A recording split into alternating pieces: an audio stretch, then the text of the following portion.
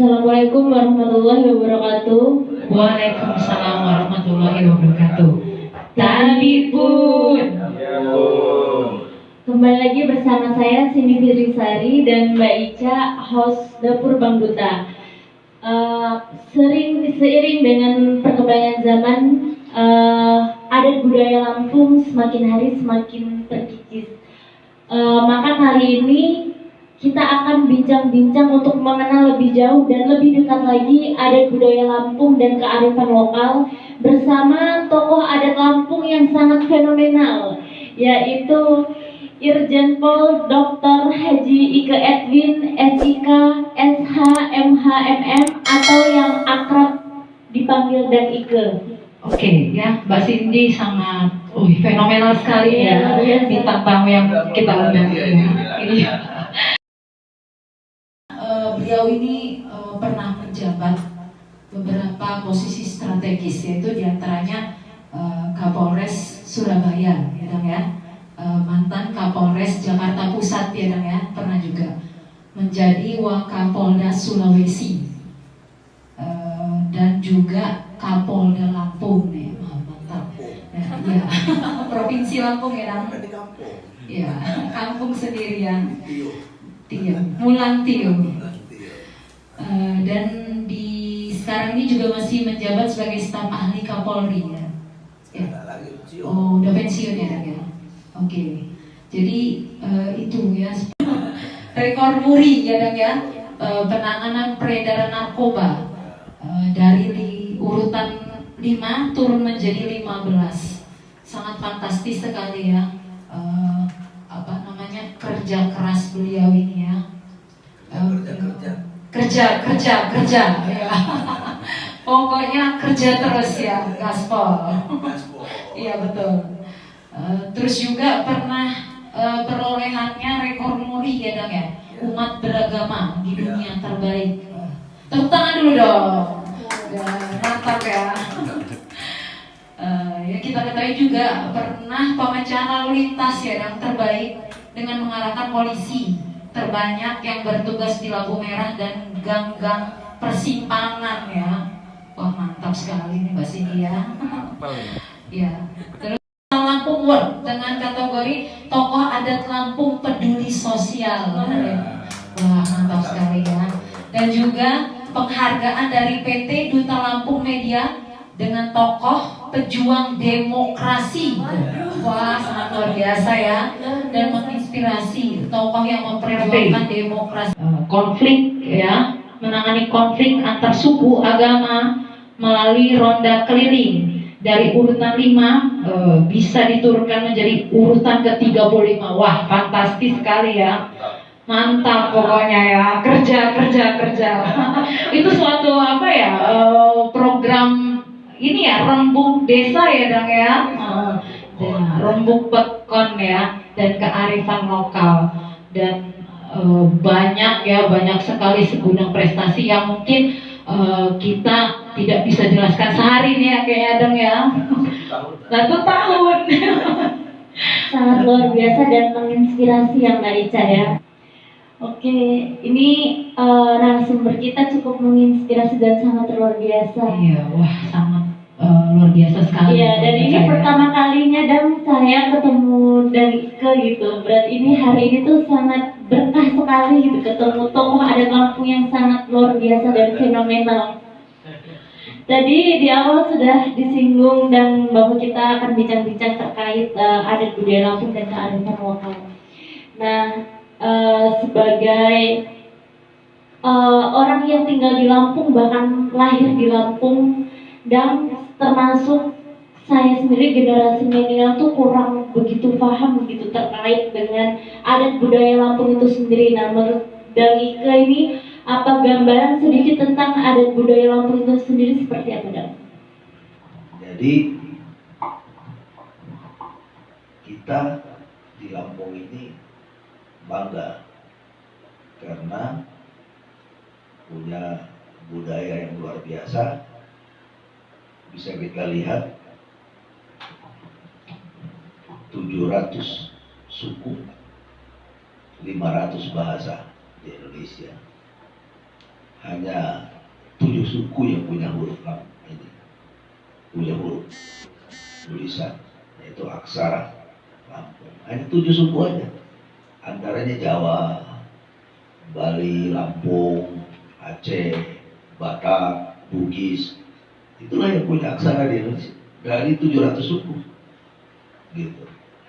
Kemudian Lampung dikasih bumi, sang bumi Ruwajurai, tidak ada yang tidak bisa tumbuh di bumi Lampung. Ayo, makanya orang banyak datang ke Lampung. Kenapa nggak datang ke tempat lain? Justru di Lampung kumpul yang disebut Indonesia Mini. Mininya Indonesia itu Lampung, gitu, ya kan? Semua agama ada di bumi Lampung, semua suku ada di bumi Lampung. Gitu. Lampung itu lengkap, ada laut, ada danau, ada gunung. Ya, semua daerah punya seperti itu. Nah, jadi bagaimana dengan budaya Lampung? Saya sebagai orang Lampung bangga sekali. Bahasa aja di Indonesia hanya ada 7, aksara di Indonesia juga hanya ada 7. Gitu. Cek di provinsi lain kan belum tentu semuanya punya aksara. Dan bahasa Lampung itu beda. Dari 700 bahasa, beda sendiri bahasa Lampung. Gitu. Gitu. Apa lagi? Oke, tadi tentang kebudayaan ya, sangat luar biasa sekali Lampung ini menurut ya, kaya raya ya. Kayo rayo. Kayo rayo. Lado. Lado. Oke. Kalau menurut Bang Ike sendiri, kalau dengan kebudayaan yang sangat luar biasa sekali, dari sisi kearifan lokalnya seperti apa, Dang? Semua hebat. Kearifan lokalnya hebat. Gitu. Bahasa punya sendiri. Provinsi kaya, disebut Melayu tua. Apa yang tidak membanggakan menjadi orang Lampung? Gitu. Punya jalan tol sekarang, punya pelabuhan nomor 2 terbesar di dunia, ada laut, ada danau, ada gunung. Apa yang nggak kita banggakan di Lampung ini? Budayanya juga, bahasa Melayu tua.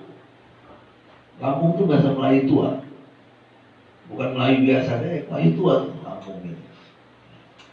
Dan Lampung bisa diterima di mana-mana. Bahkan orang Lampung itu punya sifat yang bagus, bisa menerima saudaranya dari mana-mana, gitu. Makanya banyak suku yang ada di Lampung dan hidupnya baik, semuanya baik, gitu. Bukan satu suku aja yang datang ke Lampung ini, 33 suku yang berada di Lampung ini. Semuanya damai, aman, semuanya enak. Gitu. Kalau ada konflik sedikit, itu konflik parkir, ribut, nanti ribut muli aja, gitu ya kan? Nah, gitu-gitu aja, 1 jam, setengah jam selesai. Gitu. Dengan skala kearifan lokal ya dan keanekaragaman ya. Tapi menurut Dan itu sendiri, penting nggak sih Dan kearifan lokal ini itu, karena kan sekarang ini banyak sekali kayak budaya-budaya asing tuh masuk gitu Dan. Sampai sekarang walaupun budaya asing ada, orang Lampung masih kuat budayanya, masih ada. Jarang kita lihat tuh, ada nggak acara resmi pakai ini, pakai disco? Ada nggak acara resmi pakai apa gitu? Nggak ada. Yang ada kan tari siger, apalagi tari Nyambai, kali apa lagi itu, Badana. Nah itu mana pernah tari itu diganti tari apa rock and roll, itu kan nggak ada. Artinya kan masih bertahan. Di Lampung ya wanita-wanitanya soleha. Di depan saya ini soleha sama pakai apa? Hijab. Nah, itu orang Lampung itu, ya kan? Perempuannya masih mengikuti aturan, masih mengikuti kepatuhan terhadap agama, gitu, terhadap budaya, terhadap adat, kan luar biasa kan. Jadi kearifan lokal itu justru bukan memecah bangsa, menyatukan bangsa karena perbedaan. Indonesia bisa bersatu itu karena perbedaan. Makanya kita dengan beda itu tak kuat, gitu. Nah, jadi di Lampung saja berbagai suku bisa hidup berdampingan, gitu. Nah, walaupun berbeda, toh kita bersatu. Kita bisa kuat. Artinya penting ya Dang untuk melestarikan kearifan lokal dengan perkembangan zaman yang ada, dan masyarakat Lampung pun bisa mempertahankan kearifan lokal tersebut dengan perkembangan zaman yang sangat milenial sekarang ini ya Dang ya. Ya. Jadi kita lihat gitu. Dengan perkembangan zaman gitu, apa saja mau perkembangan zaman teknologi, demokrasi, ekonomi, toh tetap kearifan lokalnya sampai sekarang masih sambungi wajurai, masih pakai piil sanggiri, masih pakai nemo nyimah, pakai sakai sabayan atau minak muari gitu kan, masih pakai juluk adok, juluk adet, apalagi itu kan, itu masih berjalan sampai sekarang. Walaupun datang teknologi, datang kebudayaan itu, tetap aja kita masih bertahan gitu. Bahkan dengan adanya kearifan lokal itu, kita masih suasana yang seperti ini gitu. Masih, mana ada orang di Lampung ini takut? Tidak ada yang keluar malam takut, ini takut, tidak ada. Aman-aman saja. Sebenarnya kalau bicara tentang adat budaya Lampung dan kearifan lokal ini panjang lebar dan banyak sekali yang harus kita gali ya Dang ya.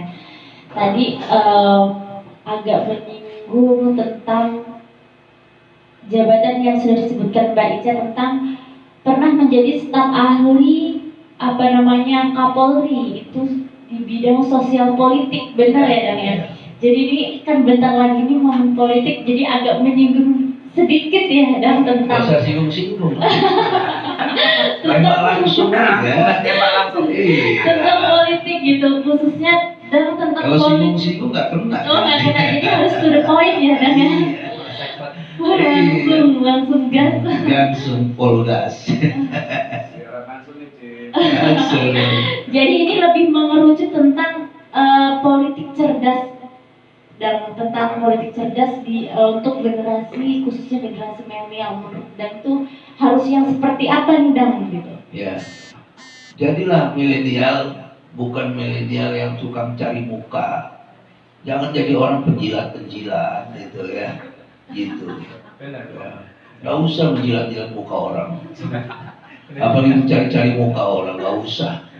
Kerja aja bagus-bagus gitu. Percayalah, Tuhan sudah menentukan nasib kita. Nah, karena kita nggak tahu nasib itu, maka kita bekerja, maka kita berdoa gitu. Karena semua hidup itu sampai akhir hayat sudah ditentukan Tuhan, gitu. Jadi nggak perlu harus jadi anak muda mencari persoalan, menjilat-jilat, cari muka. Janganlah biasa-biasa begitu, nanti jadi pemimpin yang tukang begitu ya, jadi pemimpin yang gak lurus itu nanti. Bener, mau cari jabatan nyogok, minta-minta jabatan, itu apa begitu itu ya kan. Ini saya sudah pensiun, sudah selesai jadi polisi Ya kan? Ya bagi saya sekarang senang-senang berdoa gitu, menambah ketakwaan. Karena kan sebentar lagi saya juga sudah nggak ada. Gitu. Kapan si Ica bisa menjamin saya nanti malam masih ada? Ya, nggak ada yang bisa menjamin saya nanti malam. Atau kita hari ini ketemu, besok sudah nggak ketemu. Makanya berusaha ke depan itu setiap langkah, setiap menit, setiap tarikan napas berbuat baik. Karena nggak tahu nih, baru narik napas sekali sudah nggak ada kita. Nah, jadi jadilah pemuda yang begitu, jangan jadi pemuda yang pengecut gitu ya, tidak bertanggung jawab gitu. Apalagi kalau pejabat itu nanti kalau sudah di jabatan itu minta-minta jabatan apalah, nggak usah begitu, bahwa kita itu sudah ditentukan oleh Allah gitu. Percayalah itu, kita nggak akan dimiskinkan Allah kalau bukan karena perbuatan kita tidak akan dibikin susah Allah kalau bukan karena perbuatan kita. Maka ke depan baik-baik aja, ibadah saja, pasti dibuka jalan. Allah itu kan maha adil, ya kan? Allah itu kan maha segalanya. Dan Allah sudah mengatakan, aku cukupi dunia sampai akhir hayat, sampai akhir dunia. Jadi nggak bisa kita nggak gitu. Allah sudah cukupi kita. Gitu. Coba mahalnya napas. Kita pernah nggak? Ya, pernah nggak bayar pajak napas? Nggak pernah bayar pajaknya kan? Padahal kata Allah ditarik 1 menit ya kita udah nggak ada.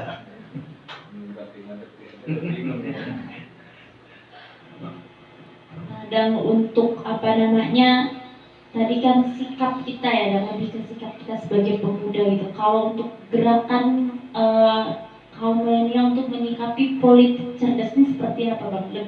Lebih ke gerakannya gitu. Iya kan, kita ini kan sudah terpengaruh-pengaruh gitu ya. Kalau mau lihat politik itu sudah diajarkan zaman dulu yang namanya Abu Bakar, Khalifah Abu Bakar, Khalifah Umar bin Khattab, Khalifah Utsman, Khalifah Ali bin Abi Thalib. Mau nggak mereka jadi khalifah? Nggak ada yang mau. Padahal khalifah itu lebih dari raja, lebih dari presiden, karena dia pemimpin umat. Bukan hanya seorang presiden, bukan seorang raja, bukan seorang kepala negara, lebih jabatan khalifah itu. Kenapa mereka nggak mau? Karena mereka takut nanti tanggung jawab itu. Kalau sekarang enggak, siapa yang mau jadi ini? Ya saya, mana ya saya. Kalau perlu nyokok, bayar, beli jabatan. Kalau dulu nggak mau, karena Umar bin Khattab bilang, siapa yang mau bertanggung jawab dengan jabatan saya? Apakah kamu bisa mengganti tanggung jawabnya? Tanggung jawabnya jabatan saya. Karena nanti jabatan itu yang menjadi beban saya di akhir nanti. Nah kalau sekarang nggak ada. Kalau perlu pemilu pun ya belok-belok, sedikit-sedikit, melakukan kesalahan, melakukan yang nggak benar, cara-cara nggak benar. Apa itu nanti nggak ditanya Tuhan? Ditanya nanti. Nggak ada sesuatu yang tidak dihisab Allah. Nah ini persoalannya, kitanya ini insaf atau belum sadar. Kayak gitu. Yang setengah sadar aja. Tanya pada diri sendiri ya. Atau pura-pura lah, nggak usah sadar lah gitu. Ya kan, jadi jadilah orang yang baik aja, baik gitu. Karena kita itu sudah ada ininya, takdirnya masing-masing. Jadi sangat menginspirasi sekali ya, tadi menghadapi pilpres, pilkada serentak tahun 2024 ini, himbauannya itu ya Dang ya, harus percaya ya, percaya dan memiliki hati yang lurus ya, baik ya. Jadi, tapi susah ini Dang. Bagaimana ini Dok? Pencerahannya seperti apa ini coba yang lebih konkretnya lagi kayak mana? Susahnya kenapa? Karena itu diganggu oleh egois, diganggu oleh hawa nafsu. Kan diganggu hawa nafsu. Terus pemikirannya pengen hebat, pengen pengen lebih hebat, pengen istimewa, gitu, pengen lebih dari orang lain. Padahal kita lihat kalau orang mau masuk masjid, siapa yang datang duduk di depan. Padahal yang datang itu maaf ya tukang beca. Siapa lagi yang datang? Buruh. Kalau pertama kali dia datang, dia duduk di depan. Ada nggak bedanya dari Allah? Nggak ada. Datang jenderal di belakang kalau terlambat. Nggak ada urusan begitu. Jadi nanti di mata Allah tuh nggak ada jenderal, nggak ada menteri, nggak ada kepala negara, gubernur, semua. Akhlakmu lah yang paling depan, ibadahmu lah yang paling depan. Gitu. Apa yang mau dibawa? Tadi kekayaannya 10 triliun nggak kebawa, bahkan dia udah nggak inget lagi. 1 menit mau diambil malaikat itu nyawanya, udah nggak inget lagi. Padahal duitnya yang 1 miliar lu sebelahnya dia, nggak kebawa lah. Gitu. Nah, kenapa tidak menyadari seperti itu? Gitu, ya kan? Kenapa sih tidak berlomba-lomba untuk mengumpulkan ibadah? Kenapa tidak berlomba-lomba untuk berbuat baik? Gitu. Kenapa nggak berlomba-lomba berfaedah? Salah satu hadis Nabi, manusia yang terbaik adalah manusia yang bermanfaat untuk orang banyak. Gitu.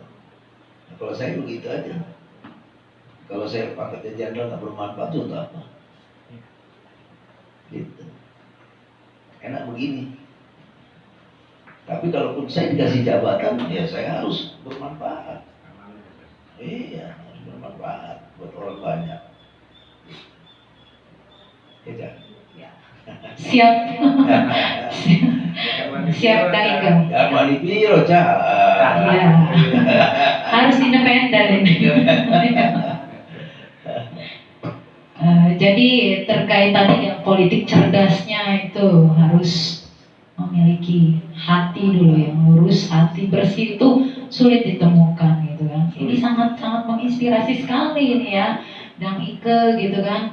Udah tadi kita melihat sendiri kan penghargaannya sudah banyak ya kan, posisi dia juga, tapi dia tetap hati, iya hati tadi ya. Untuk kaum milenial ya kan, janganlah menjadi mungkin cari muka ya kan ya. Nggak usah jilat-jilat. Ya, nggak usah jilat-jilat. Apa jilat-jilat? Iya. Nanti kalau jilat tuh kayak anjing gitu, jilat. Iya, jilat. Ya nggak jilat. Ya, kan? Betul itu dah. Nanti kita cari-cari muka. Kalau kita dapat muka yang jelek, kita nggak mau kita. Iya betul. Jadilah diri sendiri ya Dang ya. Iya. Jadi nanti terpancar ya kan. Kecantikan, kecakapan kita itu karena yang membersihkan hati. Gitu. Apa bedanya? Apa bedanya orang di salon sama tidak di salon? Beda apa nih? Kalau di salon kan inner beauty itu. Jadi yang membuat dia cantik itu karena imannya. Dia bisa berwajah berseri itu karena imannya. Gitu. Dia bisa gagah itu karena imannya. Dia bisa bersih dan cantik itu karena imannya. Gitu. Coba nanti kalau sudah mati, yang mau ratu kecantikan kek, mau yang apa kek, masuk tanah 10 hari rusak mukanya. Ada nggak pas dibuka lagi kuburannya, cantik lagi nggak dia? Ya kan? Tapi akan bersinar kalau seperti Siti Khotijah, Aisyah, apa, Bunda Maria. Nah, itu pasti mau digali kuburannya pasti. Jadi tadi kan udah ngedenger Dang Ike ya tentang penjelasan politik cerdas. Kalau money politik sendiri bagaimana? Wani Piro dan Iya, tadi itu bagaimana itu Dang? Birowani. Pirwani dibalik lagi. Sekarang kenapa sih harus bayar? Kan gajinya pejabat itu nggak sebesar yang bayarnya itu. Jadi apa yang mengganggu? Ya dia mungkin kena gangguan. Namanya gangguan kejiwaan terhadap harga diri. Itu. Ya ngapain bayar? Saya jadi gubernur, jadi bupati gajinya 30 juta. Harus itu pasti segitu, kira-kira. Apa yang mau diharap kerja 5 tahun? Kan gajinya hanya dapat 1,5 M. Ayo 30 juta kali 5 kali 50 bulan. 18. Ya kan? 60 bulan. 5 tahun itu 60 bulan. 1,8. Ya, saya 1,8. Kok harus mengeluarkan duit 100 M, 50 M, 30 M? Kalau saya punya duit kayak gitu, saya umroh tiap bulan. Dan saya bertemu sama Allah. Dan saya bertemu sama Rasul. Lebih baik saya bertemu Allah dan Rasul. Ayo sekarang ada duit 50 miliar. Saya ikut pertarungan. Kalah. Hilang duitnya. Yang kita khawatir bukan hilang duitnya saja. Hilang ingatan. Stres tadi. Hilang ingatan. Jadi kayak lagu Keisha. Iya. Hilangkanlah. Jadi kalau kita punya uang untuk dipertaruhkan kayak gitu, kenapa nggak kita umroh saja? Coba kalau uang 50 itu, dapat duit itu 200-an juta. Umroh kan ada 30-40 juta. Bawa istri sama anak, ketemu sama Nabi, ketemu sama Allah. Berdoa 80 kali lipat rezekinya. Kalau 50 tuh saya ikut tanding kalah, hilang ingatan. Kalaupun menang gimana itu? Kalaupun menang gimana itu? Kalau menang membawa dosa. Kenapa bayar? Mau ngebalikin itu? Bukan nggak balik ya. Karena kita nggak membayar orang wanipiro itu berdosa. Iya. Nyogok lagi. Nyogok lagi. Gitu. Tapi kalau kita ke Mekah, bukan nyogok kita dikasih sama Allah. Ya, itu sangat mulia sekali ya, demikian ya.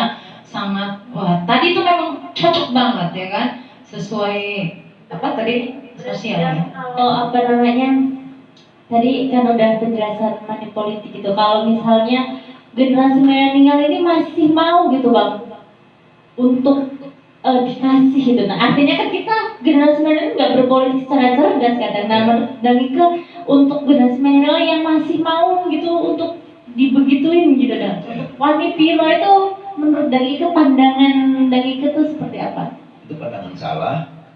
Perbaikilah mental, perbaikilah akhlak, gitu. Apa kamu mendapat uang itu langsung panjang napasmu? Apa kamu jamin dengan uang 500.000 kau bisa hidup 1 tahun? Gitu. Dengan duit 500.000, apa pasti orang yang menang dalam pemilihan itu akan membantu kamu secara langsung? Jangan-jangan lupa. Itu udah pasti. Gitu. Nah, jadi jangan begitu. Jadi kita tidak boleh lah cara-cara seperti itu. Kita ingat di zaman Nabi itu, para khalifah itu nggak mau, karena dia menanggung beban. Gitu. Dan kalau dulu para khalifah itu malam keluar jalan kaki, ngecek rakyatnya. Kalau di rakyatnya nggak ada yang makan, angkat sembako kasih sama rakyatnya, bagi, gitu. Ya kan? Nah, itulah yang benar. Gitu. Nah, bagaimanalah kata hadis, manusia yang baik itu yang bermanfaat buat orang banyak. Itu yang penting. Gitu. Ya. Nah, kalau saya anak-anak muda itu ya akhlaknya yang penting. Generasi-generasi yang mau wanipiro tadi ya. Jadi itu adalah bibit-bibit untuk korupsi ya, tadi kata Mau ngulangi? Pak Ketua itu. Mau ngulangi? Iya. Artinya kalau mau tingkat korupsi di Indonesia ini menurun, artinya kita juga harus jadi masyarakat dan generasinya harus cerdas ya dong ya. Ya, Jangan mau diwanipiro. iya. Semakin banyak yang wanipiro, semakin Semakin banyak juga. Orang dikasih uang 500.000 sekali pemilihan. Wah, apa namanya, serangan fajar 500.000. Pertanyaannya, kamu terima 500.000. 500.000 itu untuk hidup 10 hari. Padahal kamu dapat dari orang yang memberi, yang menyogok itu, dia untuk ngejabat 5 tahun. 5 tahun itu 1.800 hari. Uang yang 500 tadi untuk 10 hari. Sudah itu kamu nggak bisa lagi. Kecuali kalau kamu disogok, dikasih duit 1 hari 100.000 kali 1.800 hari. Jadi kalau disogok 180 juta, oh banyak 180 juta, ya kan? Tuh. Tapi bisa nggak orang nyogok peserta 600.000 disogok 180 juta? Bisa nggak? Jadi kan semua sejahtera. Iya, Tapi sejahtera. kalau hanya dikasih 1 hari 500.000 kali dibagi 1.800 hari, ya dapat permen 1. Tiap hari permen 1. 1.800. Analoginya ya. Mending kalau tambah sejahtera enggak kena gula. Kena gula, sakit gula nanti. Nah, pikir nggak nih? Berarti masyarakat jangan berharap untuk sejahtera kalau masih menerima ya, Dan ya. Iya.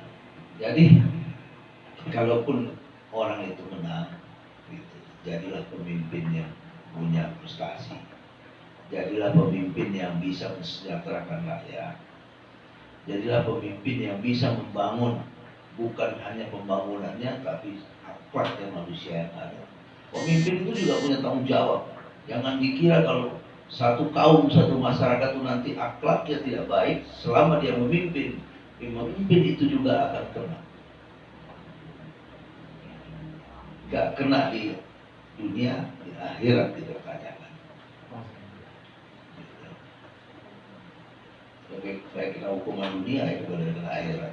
Ada cocok di Netra ya hukumnya. Sepakat nggak sih milenial? Untuk 2024. Ya, oke. Untuk jadi terakhir nih ya, Gang Ike, saya mewakili masyarakat dari kaum milenial mendukung penuh nih Gang Ike untuk mencalonkan diri menjadi gubernur Lampung. Bagaimana tanggapan? Diaminin nggak ini, Dan? Iya. Amin. Amin. Sin. Ya, pertanyaannya yang saya, jabatan gubernur, jabatan bupati atau yang lain, itu jabatan kehormatan, ya. Tapi jangan kehormatannya saja. Kamu di situ diminta tanggung jawab oleh Allah, ibadahmu apa. Jadi jangan sampai nggak beribadah dengan jabatan itu. Kalau saya enggak. Sekarang saya suruh nyalon gubernur, saya nggak mau. Kalau masih pakai transaksional. Lah caranya mau jadi, saya tadi udah beli, lebih baik saya naik pulang haji aja tiap bulan, ketemu Allah, ketemu Rasulullah, berdoa di sana sama aja 80 kali rezekinya sekali sholat. Kalau di Indonesia 1 kali rezekinya, di sana 80 kali. Banyak-banyakin aja sholat di sana. Kalau ada duit segitu. Dan kalau duit itu mau dihabisin dan masih kurang, belum apa-apa. Untuk apa? Gak ada kebanggaan saya selain membawa ibadah. Gitu. Tidak ada kebanggaan saya kalau tidak menambah ketakwaan dan akhlak kita. Kami hidupnya 80 tahun. Tapi nanti lebih dari 1.000.000 tahun. Mau pilih yang mana? Gitu. Ya kan, padahal kita sudah dicukupi oleh Allah. Makan, minum, napas sudah dikasih. Sampai saatnya kamu saya ambil. Ada 80 tahun, paling panjang 90 tahun. Gitu. Nah, kenapa kita tidak siap-siap? Apalagi kalau sekarang sudah umur 60. Saya siap-siap juga dong. Kan nggak ngejamin nanti malam saya masih ada. Nah, cincinnya lupa nih, nggak ingat lagi. Coba kalau nanti malam saya hilang, nggak ada, cincin nggak kebawa mulai hilang. Belum sempat disedekahin. Kalau saya mau tahu nanti malam mau diambil, sedekahin aja sekarang semuanya. Lancar lah ya. Ya. Jadi berpolitiklah tanpa transaksional ya bang. Artinya politik bukan transaksi. Saya mau transaksional, tapi dengan Allah. Sangat luar biasa. Inspirasi kita semua. Inspirasi. Jadi kalau mau jadi pejabat, mau jadi bupati, mau jadi gubernur, wali kota, lakukan transaksional, tapi dengan Allah Subhanahu Wa Taala. Cocok banget tuh. Kalau mau nyalon, kalau kan nyalon harus ikhlas itu ya. Iya. Jangan wanita. Nyoblosnya tanpa bersyarat ya dan ya. Lillahi ta'ala. Lillahi ta'ala. Itu pilihan Allah tuh kayak gitu ya kan. Nah ini udah banyak sekali dari yang tadi kita bicarakan, dari adat budaya Lampung, kearifan lokal, nyampe ke politik, nyampe ke money politik pun loh kita bicarakan gitu. Nah untuk terakhir dan close statement atau ada yang ingin ditambahkan atau disampaikan dari Danike gitu. Yang pertama, buat anak muda, kamu harus bangga dengan dirimu. Ya, jadi bangga dulu sama dirimu, kemudian kamu besarkan dirimu, ya, dan kamu harus menambah setiap saat keimananmu supaya kamu tetap dalam dunia yang penuh akhlak. Ya, dunia ini hanya titipan sementara, gitu. Jadi tidak ada yang bisa kau besarkan, kau banggakan, kau apakan, tidak ada, gitu. Yang bisa kau bawa dan kau besarkan akhlakmu dan ibadahmu. Nah, tanamkan itu. Pasti Allah tidak pernah lupa akan hal itu dan selalu dekat dengan Allah. Hiduplah dekat sama Allah dengan Rasulnya, gitu. Pasti kau akan terbimbing sampai akhir hayatmu, gitu. Oke. Tangan kayaknya. Iya tuh tangan loh. Terus kita mau dengar Danike sampaikan support untuk media ya, media Duta Lampung dan Pena Berlayar. Mungkin kita berdiri kali ya, ya. Berdiri kali. Berdiri. Oh duduk aja, oke. Untuk 30 provinsi dah. Iya. Selamat Duta Lampung, Pena Berlian yang menginspirasi setiap orang, dan siapa yang membaca Duta Lampung Pena Berlian pasti dia akan pintar, cerdas, sehat, dan pasti dia berakhlak orangnya, Amin. dan pasti Duta Lampung milik masyarakat nasional dan Lampung. Selamat dan sukses. Apabila selalu di jalan Allah, pasti akan hebat dan besar, luar biasa. Selamat buat Duta Lampung. Oke, tepuk tangan. Terima kasih Danike atas waktu dan kesempatan dan tentunya ilmunya yang sangat luar biasa pada hari ini. Semoga dapat bermanfaat untuk yang melihat tayangan ini, untuk generasi milenial khususnya. Saya Siti Fitrisari dan Mbak Ica pamit undur diri. Saya akhiri. Wassalamualaikum warahmatullahi wabarakatuh. Terima kasih. Waalaikumsalam warahmatullahi wabarakatuh. Oke, tadi kan Danike ini juga kan salah satu tokoh adat Lampung yang memviralkan salam Lampung ya Sin ya. Kita salam Lampung dulu nanti sambil kita foto bareng ya Bang, bener nggak? Boleh. Iya, karena